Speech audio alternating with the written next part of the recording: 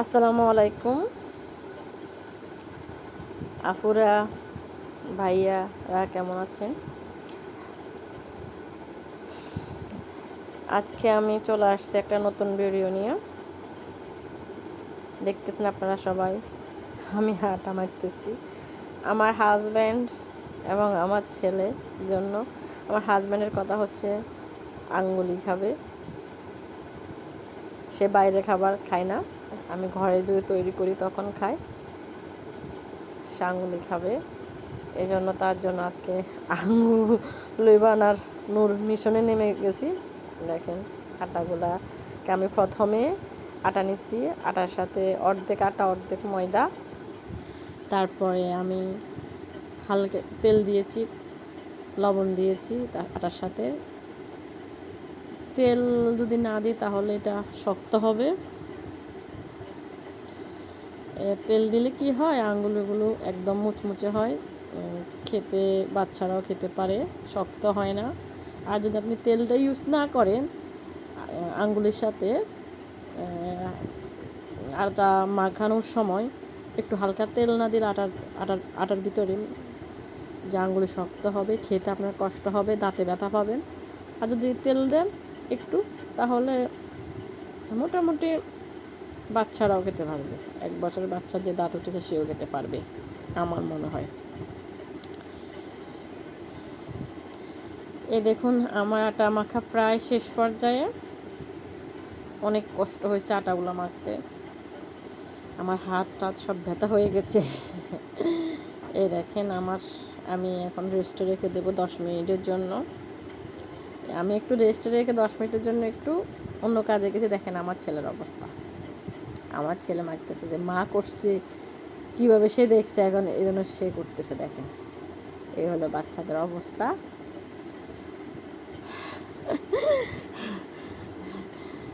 এখন আমি চলে আসছি আটাগুলাকে মানে সাইজ করবে, যেখানে আঙুলে করার জন্য আগে আটাগুলাকে কেটে একটু ছোটো ছোটো করে নিচ্ছি, নাহলে তো আমি নিতে পারবো না। এটাকে তো আটা কেটে নিলে সুবিধা হয়, না নিতে অনেক সুবিধা হয়। যে আমি ভাগ ভাগ করে নিছি। এখন আমি দেখেন একটাকে নিছি, এখন বেলবো।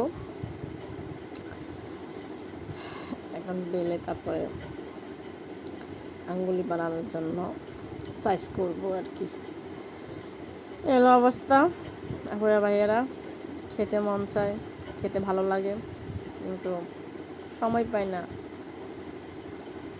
তারপরও জামাই আবদার করছে, না বানায় কি না বানালে কেমনে হয় আর কি। আসলে অনেকে পুরুষ আছে বাইরে খায়, বাইরে এটা খায় সেটা খায়, ঘরে না খেলেও চলে। আসলে আমি দেখলাম আমার হাজব্যান্ড ব্যতিক্রম আমার চেয়ে। আমার বাইরে খেতে পছন্দ, আমি বাইরে গেলে এটা খাই সেটা খাই, আমার ভালো লাগে। কিন্তু আমার হাজব্যান্ড বাইরে কোনো কিছু খাবে না, সে আমাকে খাওয়াবে কিন্তু সে খাবে না। আমি যদি ঘরে বানাই তাহলে সে খাবে, যাই বানাই ঘরে বলবো যে ঘরের গোলাম মজা আর কি। দেখেন আঙুলে কাটিং করে এখন আঙ্গুলির যেটা শেপটা করে নিচ্ছি, আঙ্গুলি বানানোর জন্য শেপটা করে নিচ্ছি।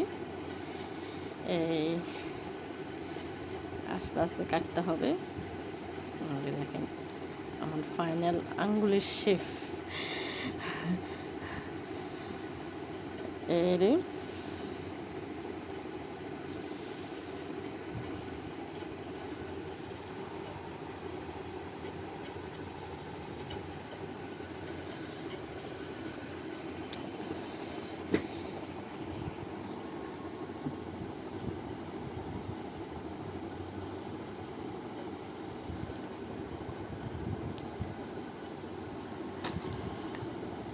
এই দেখেন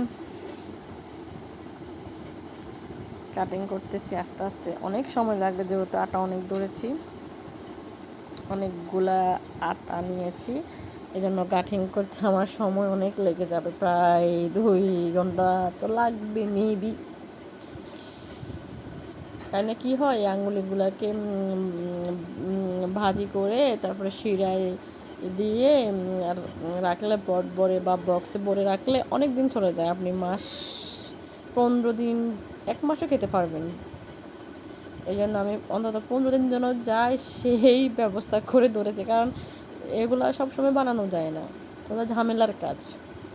আমি এখন আঙুলগুলো যে দেখেন আমার আঙুলগুলো কাটিং করে ওই জন্য কাটিং করা হয়ে গেছে। আমি এখন তেলা দিয়ে দিচ্ছি, এইখান দিয়ে তেল গরম হয়ে গেছে, তেলা দিয়ে দিচ্ছি, দেখেন তেলা দিচ্ছি। এখন ভাজা ভাজা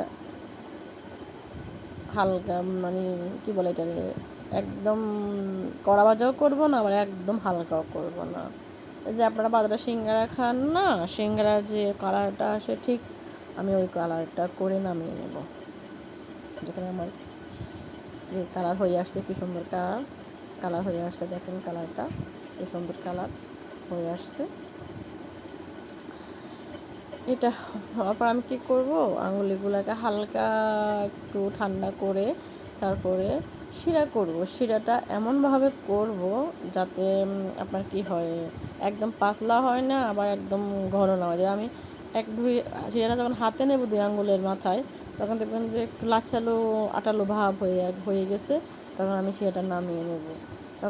তখনও আবার শিরাটাকে একটু ঠান্ডা করে, বেশি না হালকা একটু ঠান্ডা করে আমি আঙুলগুলোকে দিয়ে মানে নেড়ে ছেড়ে নেবো আর কি, তাহলে আমার সে হয়ে যাবে হয় আর কি। কারণ আমার আঙুলিগুলো তো ভাজতে অনেক সময় লাগবে, এই জন্য হয়তো আপনাদেরকে আসলে আমি নতুন ভিডিও করি তো, এই জন্য আমি সব কিছু জানি না, কাটিং কীভাবে করতে হয় আর কি। এই জন্য আমার ভিডিওগুলো সাবস্ক্রাইব হয় না, শেয়ার হয় না, তো কমেন্টস করে না, এই আর কি। আসলে নতুন ভিডিও করি তো শখ করে, যদি আপনাদের ভালো লাগে অবশ্যই সাবস্ক্রাইব করে দেবেন, শেয়ার করে দেবেন।